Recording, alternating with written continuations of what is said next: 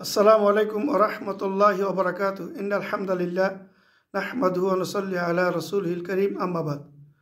বেল্লাল বিন আলী নামে এক ব্যক্তি বর্তমানে ইউটিউব ফেসবুকে আহলুল হাদিসের বিপক্ষে আহলুল হাদিসের বিজ্ঞ আলেমদের বিপরীতে খুব হেয় প্রতিপন্ন করে ও ঠাট্টা বিদ্রুপ করে। তো আহলুল হাদিসের আলেমদেরকে ঠাট্টা বিদ্রুপ করে এটা ব্যক্তিগত আক্রমণ, এটা দিয়ে আমরা তো ফেরাসা নিতে নাই। কিন্তু যখনই আল্লাহ রাসূল সাল্লাল্লাহু আলাইহি সাল্লামের কোনো হাদিসকে অস্বীকার করে এবং হাদিসকে ব্যঙ্গ করে এবং আল্লাহর কোনো আয়াতকে যখন অস্বীকার করে, তখন সেই ক্ষেত্রে আমরা কখনো প্রতিবাদ করতে ছাড় দিই না। এখন সে নিজেকে একজন আলেম দাবি করে, মাদ্রাসা শিক্ষক দাবি করে এবং বুনিদা আকায়েদ নামে একটা কিতাব সে লিপিবদ্ধ করছে। তার কিতাবে সে লিখছে, যদি মোতাওয়াতির পর্যায়ের কোনো হাদিস যদি কেউ অস্বীকার করে সে কাফের। তো তার কিতাব অনুযায়ী আমি তাকে বলবো, গতকালকে আমাদের এক ভাই তাকে একটা হাদিস দিয়েছিলেন, যে হাদিসটাতে বলা হয়েছে আবু হুরায়রা রাদিয়াল্লাহু আনহু থেকে বর্ণিত যে আল্লাহ রাসূল সাল্লাল্লাহু আলাইহি ওয়াসাল্লাম বলেছেন, ঈমান মদিনাতেই ফিরে আসবে যেমন সাপ তার গর্তে ফিরে আসে। হাদিসটি সহিহ বুখারীর, হাদিসটি সহিহ বুখারীর, হাদিস নাম্বার হইল 1876 নম্বর হাদিস। যখন তাকে হাদিসটা দেওয়া হয়েছে তখন সে স্পষ্ট ভাষায় লিখছে, বের হলো কবে, লা হাওলা ওয়ালা কুওয়াতা ইল্লা বিল্লাহ, যে রাসূলুল্লাহ সাল্লাল্লাহু আলাইহি ওয়াসাল্লাম বলছে ঈমান মদিনার থেকেই বাইরে হয়েছে, মদিনাতেই ফিরে আসবে, সাপ যেভাবে গর্ত থেকে বাইরে সেভাবে ফিরে আসে। এই হাদিসটি মোতাওয়াতি পর্যায়ের হাদিস।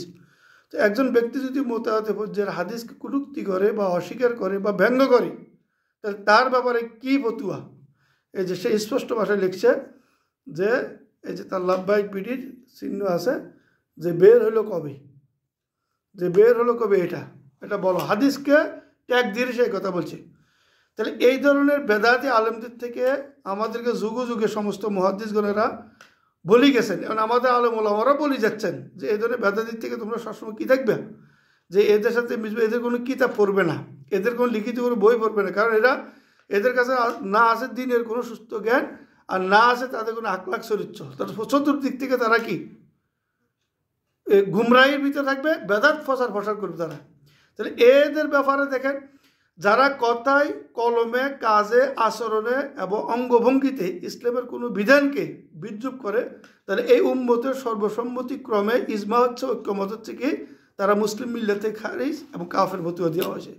ইমাম ইবনে আরাবি রাহিমাহুল্লাহ স্পষ্টভাবে বলছেন যে ইচ্ছাই বা খেল তামসা করে কেউ যদি এরূপ করলে সে কাফের হয়ে যাবে সাথে সাথে, এই ব্যাপারে কারো দ্বিমত নেই এবং তার উপরে অবশ্যই ইসলামিক কারণ অনুযায়ী দণ্ডবিধি জারি করা হবে, দণ্ডবিধি কী করা হবে, জারি করা হবে। তাহলে এখন সে যে কাজটা করছে, দেখেন হাদিসকে ইতিপূর্বে আহলুর রায়ের অনেক লোক ব্যঙ্গ করার কারণে তাদের কী শাস্তি হয়েছে আমরা কয়েকটা বিষয় গুরুত্বপূর্ণ দেখি। সেটা হলো, আমরা দেখি ইমাম ইবনে শিরিন, তার আগে বলছি ইমাম বিখ্যাত তাবি ইবনে শিরিন রাহিমাহুল্লাহ বলছেন যে নিশ্চয় এলেম হলো দিন, নিশ্চয় এলেম হলো কি দিন, অতএব তোমরা দেখো কার কাছ থেকে তোমরা দিন গ্রহণ করছো। সহিহ মুসলিমের ভূমিকা খণ্ড 15 পৃষ্ঠাতে। অতএব শিরিক ও বেদাতপন্থী আলেমদের নিকট থেকে এলেম গ্রহণ করা যাবে না, এই বেলাল থেকে তো এলেম নেওয়া যাবে না, তার কিতাব পড়াই যাবে না, স্পষ্ট হারাম। মুসল্লিদের মাথায় গাদার মাথা রূপান্তরিত পরিণত হয়েছে কিসের কারণে? হাদিসকে ব্যঙ্গ করেন। রাসূল সাল্লাল্লাহু আলাইহি ওয়াসাল্লাম বলছেন যে ব্যক্তি ইমামের পূর্বে মাথা উঠায় সে কি ভয় করে না যে আল্লাহ তার মাথাকে গাদায় রূপান্তর করে দিবেন?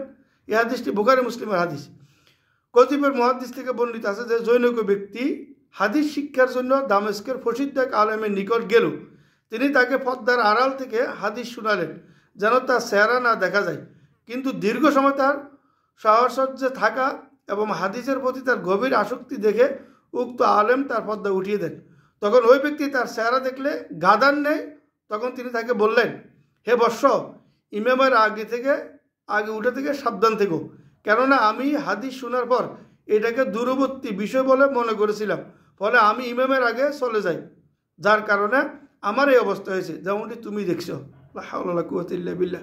বেদাতি আলেমদের পরিণতি দেখেন, রাসূল সাল্লাল্লাহু আলাইহি ওয়াসাল্লাম বলছেন যে তোমাদের কেউ ঘুম থেকে উঠে তখন সে যেন তার 2 হাত পানির পাত্রে না ডুবাইয়ে যে পর্যন্ত না তার 3 বার ধুয়ে নেয়। অর্থাৎ ঘুম থেকে ওঠার পরে হাত ধোয়ার জন্য সহিহ হাদিস, এটা বুখারী মুসলিম হাদিস।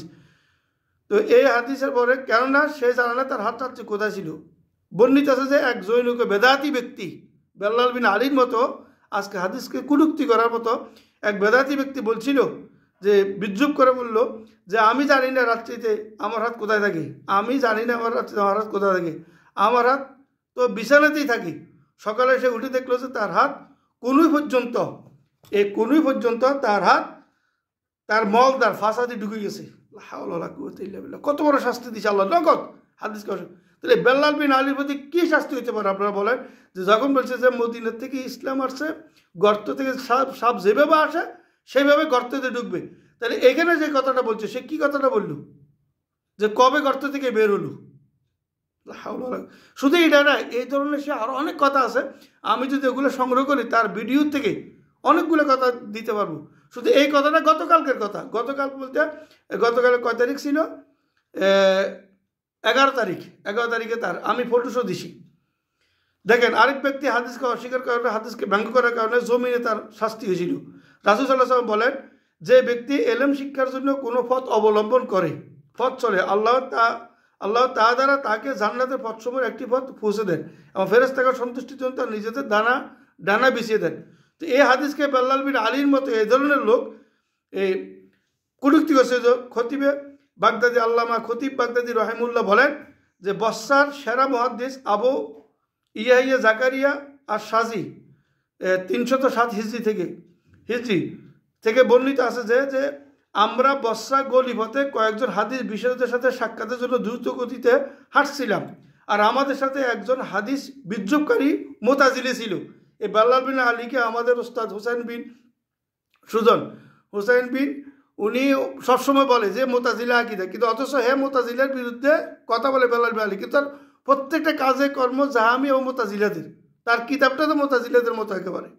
তো মোতাজিলা যারা, তাদের এই ধরনের হয় যারা আহলুর রায় থেকে হয়, যারা ইরাকিদের অনুসরণ করে আসছে, যেটা বেল্লাল বিন আলীর মতো লোক। দেখেন, তো সে ঠাট্টা করে বলল, তোমরা সাবধানে ফা ফেলো যেন ফেরেশতাদের ডানা না ভেঙে যায়। তোমরা সাবধানে কি ফা ফেলো যেন ফেরেশতারা ডানা ভেঙে না যায়। আল্লাহর কসম, আমি আগামীকাল ফেরাক লাগানো জুতা পরে ফেরেশতার ডানা ভেঙে দিব। সে বলছিল, আল্লাহর কসম, আমি আগামীকালকে জুতার মধ্যে ফেরাক লাগায় ফেরেশতাদের ডানা ভেঙে দিব। রাসূল সাল্লাল্লাহু আলাইহি ওয়াসাল্লাম হাদিসকে কটূক্তি করছিল। পরের দিন সেভাবে জুতা পরে চললো। এমন অবস্থায় দেখা গেল যে সে জমিনে আটকে গেল এবং পূর্ণভাবে অবসর পর্যন্ত সে সেখানে পড়ে থাকলো। তার শাস্তি কীভাবে হচ্ছে? আজকে এই কলম দ্বারা, টাইপিং দ্বারা লিখতেছে যে কবেই গর্ত থেকে বাইর হইল, মানে সাপ যেভাবে গর্ত থেকে বাইর হয় ওইভাবে গর্ত প্রবেশ করে। ইসলাম মদিনা থেকে বাইর হয়েছে, মদিনাতে প্রবেশ করবে, এই কথা রাসূলুল্লাহ সাল্লাল্লাহু আলাইহি ওয়াসাল্লাম বলছে, আর সে এখানে লিখে বলছে যে কবে বাইর হইল। তাহলে এর শাস্তি হবে না? আপনি কেমনে বিশ্বাস করুন? যদি এত মহাদ্দেশের সাথে চলাফেরা করা পূর্ববর্ষী 300 হিজরির লোকদের এই পরিস্থিতি হয়েছে, বেল্লাল বিন আলী কি হবে না? এমন ফেতনা জড়াই গেছে, ইউটিউবের ফেসবুকের ইনকামের পিছনে এমনভাবে লালিত হয়েছে যে ইসলাম কি, ইসলামের মূল তত্ত্ব কি, হাদিস কি, হাদিসকে পর্যন্ত সে অস্বীকার করে বসে, মোতাওয়াতে হাদিসকে পর্যন্ত সে ব্যঙ্গ করে বসে। আমি এরকম দিলে আরও অনেকগুলো দিতে পারবো, অনেকগুলো দলিল আছে এই ধরনের শাস্তির বিধানে। যাই হোক, ভিডিও বড় করলাম না। সুবহানাকাল্লাহুম্মা ওয়া বিহামদিকা আশহাদু আল্লা ইলাহা ইল্লা আনতা আস্তাগফিরুকা ওয়া আতুবু ইলাইক। আপনারা সাবধান হবেন এই ধরনের পথভ্রষ্ট জাহেল মুরুক্কু মুকাল্লিদ থেকে।